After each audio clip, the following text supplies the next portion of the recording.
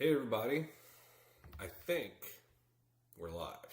I'm going to double check it because I just got up because I'm on vacation.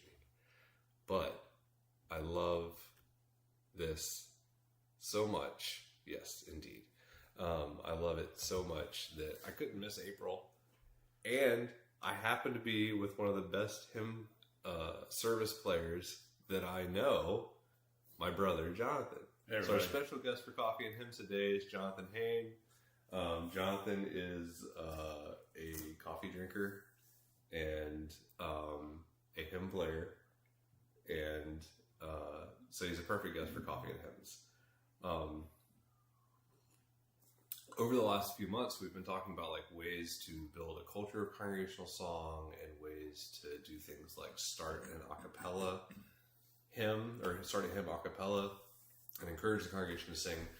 Jonathan's specialty is leading from the keyboard, and let's see, you went to Florida State, Notre Dame, Florida State, studied with lots of great hymn players, and now you spend most of your time playing services and leading choirs. If there was like one thing that you've seen from your students, because he also teaches students on hymn playing and organ playing and service playing and things. If there's one thing that is like the mistake that people make that you're like, this automatically will help your hymn playing from the keyboard, what is it? It's definitely just like learning how to breathe. I know how to breathe. Yeah, it's surprising though the number of students who like get so in their head trying to play the notes on the page that they kind of forget that the primary task is actually accompanying people who are singing. Right? They're not the ones that are going like this. Yeah, that's even true of the like my students who are like members of the choir, the choirs that I work with. A strange number of them don't make that connection inherently between breathing and people singing effectively. Yeah. So you're going along, and instead of breathing like Jesus Christ is risen, you're just like Jesus Christ is risen. Yeah. And like once they establish that, then there's like a long kind of learning process for some of them. Some of them pick it up quickly, but a long learning process for learning how that kind of like works rhythmically with the rhythm of the body. So I spend a whole bunch of time with my organ students, especially since the organ has, this is like a sustained instrument and not like I don't lead the same from the piano as I do from the organ. And I work with students who do both of those things. I talk a lot about like the concept of the tactus and this like heartbeat as the basis for rhythm in music. And a lot of organists will know that the system that gets taught where if you have a basic pulse to the hymn at the end of the stanza, then you're going to want like basically one basic pulse of breath so that people feel that pulse in their body and breathe instinctually and then come in on the next big beat. Yeah. That one big pulse. So, but for some reason, it's not a natural thing for all players when you hold the end of a chord, Alleluia, off, next verse, right? Yeah, you get panicked in that moment trying to change a registration or trying to like change where your eyes are. I've even heard some people were like rush that entrance. Yeah, that's actually the most common thing. The most common thing is for them to rush, and I just work with them a lot. We just repeat that practice like over and over until it feels kind of natural. So that's kind of the go-to thing that most students don't get at first, I guess. Yeah. I mean, so I've heard some people say you should just simply sing along with the congregation while you're playing. Yeah. But then I've also I'm not a good enough keyboardist to be able to do that on all hymns, because if it's a difficult enough accompaniment, and I don't know the words well enough, then it just adds a layer of complexity that then like hurts my playing. Yeah. So do you recommend actually singing along, or do you just recommend simply like marking those spots where it's like you need to breathe here because the people need to breathe here? Yeah, I go with like the latter because for the same reason. Sometimes it trips people up, but also it depends on your space a lot. But like for me, so if I'm in the Basilica at Notre Dame, which is where I primarily play, I'm in this thing where I'm up in like an organ loft, and there's a roof positif behind me, so I can't see people. All I can do is hear people singing on the floor level from the loft. And sometimes, like when there's a choir there that are right beside me, then I have to listen extra hard to be able to discern the congregation's voice as opposed to the choir's voice. So if I'm singing, it's just like when you're conducting in front of a choir. If I'm singing, my ability to listen is just like shot. Yeah. So yeah, when I'm coaching students, what I'll do is I'll have them do the exercise where they're playing, and I have them mark the things and they're listening, and I'll just sing at them while they're playing. Yeah. To give them that experience, because, and then what I'll do is we'll flip flop. So they'll do the playing and I'll do the singing, and I'll kind of like mark what that experience was like in my head. And then I'll have them get off the bench, and then I'll sit down and I'll do exactly what they did, timing wise and all that, so that then they as a singer feel it, and I'm like, oh, you can feel how this worked or this didn't work. And so it's all experiential in like the context of a lesson. But after that, if they're in a service, so like I wouldn't sing along. It's just my ears turn off whenever I do that. Well, so that brings up two thoughts. So when you're leading from the keyboard, when you're leading congregational song from the keyboard, I should be specific. I mean, obviously, if you're tuning into Coffee and Hymns, you probably know we're talking about congregational song. But so I mean, if listening is really important, that makes me think of two things. So one is the volume at which you're playing, and is it a good basic rule of thumb that if you can't hear the people singing, then you're playing too loud?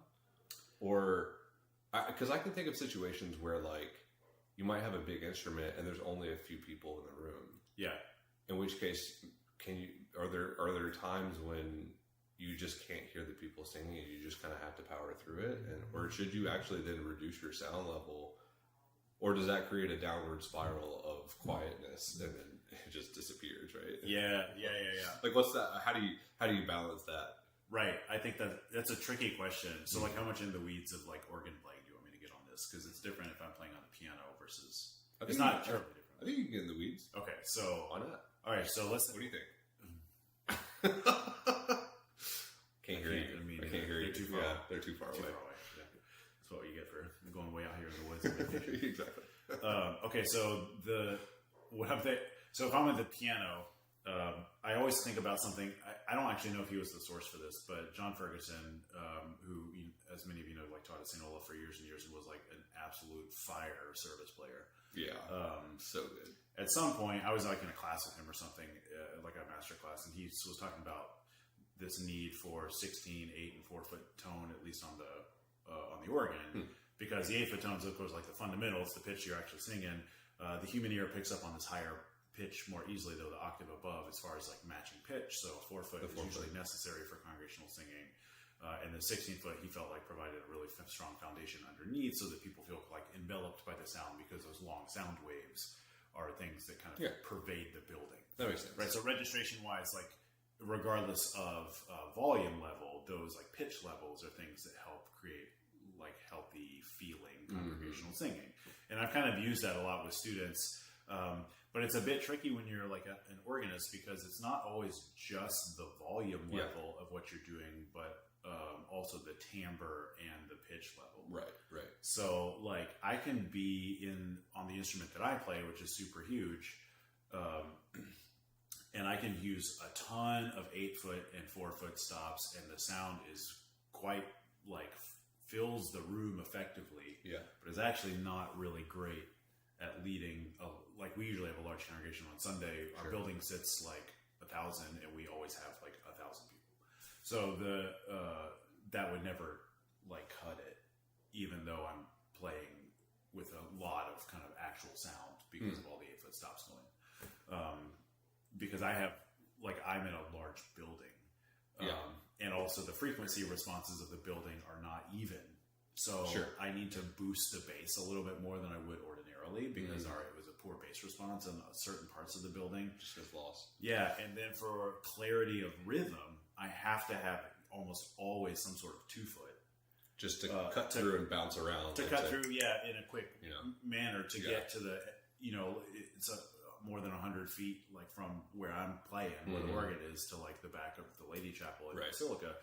and there's people back there and they need that like support, you know? Yeah.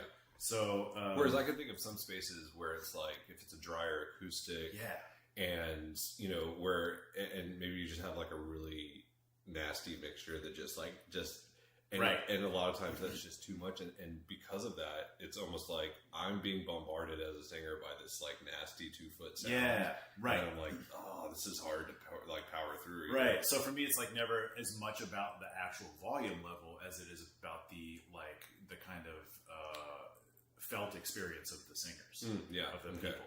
So like, if there's a screechy mixture and it's just irritating, it's not going to get me to want to sing.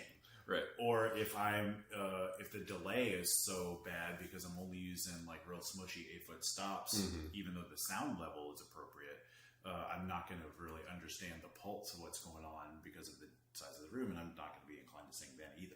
So it's like I have to strike that balance. Yeah. So for organ, you're thinking more about timbre. I mean, you're thinking about volume for sure, but you're also thinking equally about like the timbre and the room response, and think about what's going to kind of surround the people in a healthy sound that encourages them to sing. Yeah.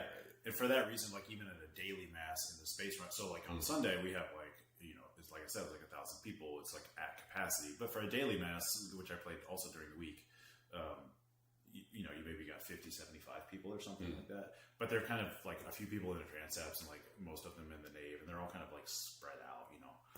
But I still use a 2-foot or even like one of the mixtures because I need that to get into those transepts, because otherwise the people, I've sat back there during the, like having been a singer, and you just can't hear it. It's just kind of muddy and like nondescript. For the same reason on the piano, but I can still always hear the people singing. I never just obliterate people, because that's, it's a, you know. Unless it's like the opening hymn on Easter, in which case you're like, come on people.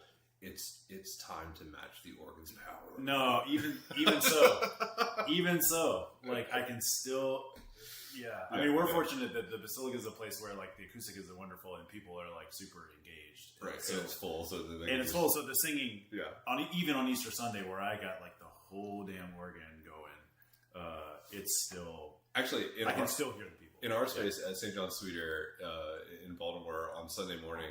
The space was full on Easter, which is great, you know, and the organ is an electronic instrument. Yeah. And it's a wonderful acoustic for singing. It's one of those like mid-century modern, the roof is like a V, real tall wood, you know. So it's like a really good acoustic for singing in general. And I was sitting there in the back listening to the opening hymn, Jesus Christ is risen today, and she was full out on the organ. Yeah. And I was like, I wish there was more organ. Yeah. Because it just wasn't powerful enough. Yeah. And part of that was that it's an electronic instrument. And I think you do lose some of that raw power from, because I don't know, it's just not quite as real. But, but it's a good electronic instrument. And still, she just didn't have enough instrument to. It was kind of crazy. That was one of the first times that's ever happened where I thought, I kind of want more organ. Right? I was like, that's actually one of the cool things about one of the things about acoustic instruments that I really love, and I was thinking about that in terms of piano playing actually. So like with an electronic organ, where they fall short is electronic organs typically, if you only have say like 8 channels of audio or something, which is kind of like midstream for like an electronic instrument, you're only going to have 8 speakers going. So actually, like the number of columns of air put into motion by the speakers is only 8. Right. Whereas if you do that comparable on a pipe organ, like every single pipe creates a little tiny sound wave coming out. Right. So you're going to have, for the same level of like essentially volume, you're going to have way more vibrating air happening. So you get that like enveloping sound. Yeah. And so on the piano, I try to mimic that as a player when I'm accompanying on piano. That's the thing I'm doing a lot this year, because one of my roles is I go plug into the residence hall liturgies on campus. There's pianos. Yeah, there's 40 chapels on Notre Dame's campus. Most of them are in the residence halls, and all those residence halls have like a team of student musicians who run all of the music for their weekend like liturgies. So I go one of my roles is I go in and I like observe, and then I later on coach some of those students on playing and stuff. And it's almost all pianos. So So when I'm playing on piano, I try to mimic some of that thing with the organ registration and have as many columns of sound going as possible, because the piano can't create as much volume. Right. But if you get enough strings vibrating, you can get like a good enveloping sound. So I like double the bass a lot, or sometimes I double both the bass and the melody, and then I fill in whatever the tenor and alto parts are. If it's a 4-part hymn, like inside of my octave in the right hand. So I have like a lot more voices going, and I use real kind of smushy pedal technique, so I get a more sustained vibration. And the overtones. And kicking in. So like everything I can do, it's not like I would never ever call it elegant piano playing, right? But it's really functional for congregational singing. So that's a challenge for pianists. Is that so many pianists, like the undergrad piano majors that play in the dorms on their weekends, they play such beautiful literature and they play with such beautiful, gentle kind of touch. And I have to be like, no, man, you're banging out a hymn. Like it's not. Your job is to be effective as an underpinning for congregational singing. Your job is not to sound elegant right now. Right. So they have real trouble just being a little more like muscular, for lack of a better word. Yeah, sure. Yeah. Or like if it's a really rhythmic hymn, I found that I love the piano for that reason, that you can create, like I was doing bum ba da dum bum bum ba da dum, and so just using that like, and really leaning into the rhythmic nature of the piano can be really helpful for congregational song. But doubling that bass and like using it as like a percussion instrument almost is like totally. And that's totally the vibe like in the residence halls, because they tend to sing things basically just like loud and fast, and sometimes the pianists like they learn because there's a culture of that kind of singing in the dorms, and that like it's a bunch of college students, right? So they're like getting the fast rhythmic thing is like totally satisfying for them. If you, I think Mark Miller loves the hymn "My Soul Cries Out with a Joyful Shout." Right, which I assume that they sing a lot in the dorms. There are. I'm not even kidding you. So "Canticle of the Turning" is hands down the most popular hymn on campus. In fact, we're having a hymn festival on Monday in the Basilica called "My Soul Cries Out" with Rory Cooney, who did that. Oh, okay, you are bringing it because because it's so popular. There are dorms on campus that sing "Canticle of the Turning" every single week. Nice. Yeah, it's like their standard closing hymn. And when Mark leads on the piano, like if you watch him, like he ends up standing up a lot because he's getting into it so much, and it's like, and he does this thing, it's like ba ba ba almost like Ben Folds, who's my fave pop artist of all times. Like he uses the piano like a percussion instrument, right? And it drives the congregation forward, which I think is when the piano kind of shines as a.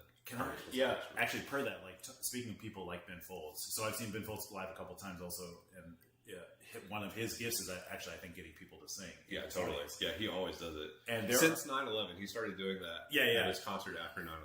And I think there are so many pop artists that are so more skilled at that. Yeah. Because what they understand is how to get people excited about what they're singing. Yeah. And that's a thing that I think a lot of the hymn players don't get. There's always there's almost this dismissive tone sometimes from people I talk to, where if the congregation's not singing, then they're just doing something wrong, or they don't get how cool it is, and they kind of lose the sense as a keyboardist. I don't think you can lose the sense if you're in front of them as a song leader. Yeah. But if you are being a keyboardist who's in a loft or off to the side or whatever, and they're not singing, I think some people need to think a lot more about the fact that your job is to get the people to sing the thing. Mm-hmm. And if that's not happening, then a lot of the reason for that probably has to do with you as a leader. Yeah. So I think a lot of song leaders who lead from the keyboard could learn a lot from these pop acts, because it's I also have been in churches both as a leader and as just a worshiper, where I think to myself, nobody that's visiting this place and hears this paltry level of congregational singing is actually going to believe that the people believe what they're singing. Yeah, and I think that's one of the reasons I'm doing this series is that because I've been in congregations where that culture doesn't exist. That culture of singing doesn't exist. Same. And so you may be in a place where you've inherited a culture where people actually feel discouraged to sing. Yeah. Right. And so if they aren't singing, then that's like, that becomes almost like the most important thing that you can do for your job is to just turn the tide of that culture so that by the time you've left, there is a culture of singing. Right. So that the next person that comes in does have that to work with because you're starting from the opposite, right? So yeah, using the things like that Tom talked about last, who's also, by the way, an amazing service player. So check out his videos. But like I was thinking, like getting people excited from the keyboard to sing a hymn, the playfulness that Tom has at the keyboard just makes people go like, oh, that's fun. Yeah. I want to participate with that hymn because the intro is so fun. Yeah. And like playful that it's like, I want to join in that because that's amazing. Exactly. So like, but anyways, I mean, that's why we're doing this series because it can be really difficult to create that culture and to set that tone. But once you do, it's really magical. Yeah. And I would say like one of the ways I've tried to do that at Notre Dame is kind of through the choirs. I do the some directly with the people like who are in worship, but that's a little harder given my context because we're not a congregation, we're a university chapel, right? So like even though we're full, the people I talk to this week are probably like half of them might not ever be back because it's like half tourists or whatever. If it's a football weekend. But with the students and the choirs especially, one of the things that when I got there, which was almost 10 years ago, they never talked about we did congregational singing a lot, but we never rehearsed it and like before Sunday worship or whatever, but also we never talked about it. So like no one ever mentioned to them like check out this cool thing in the text that actually links up with the liturgy or the readings for the day, or like, oh man, check out this text writer and the amazing kind of imagery that they're using for this subject, or like, oh, this tune is so cool because this is like a Christmas tune that they rebranded as an Easter hymn, and look at the connections between incarnation and resurrection. Just like kind of peppering the students and the choir members, especially with those kinds of things, has like opened them up a little bit to the fact that congregational singing can be as deep and as meaningful as choral singing or as instrumental music or whatever. That's a perfect segue because next in the series, like we're going to be talking about like how to use a choir to encourage congregational song. That's one of the topics coming up in a future coffee and hymns and things like that. And at this point, the sun has risen enough to be in this skylight right here where I can't really see you anymore.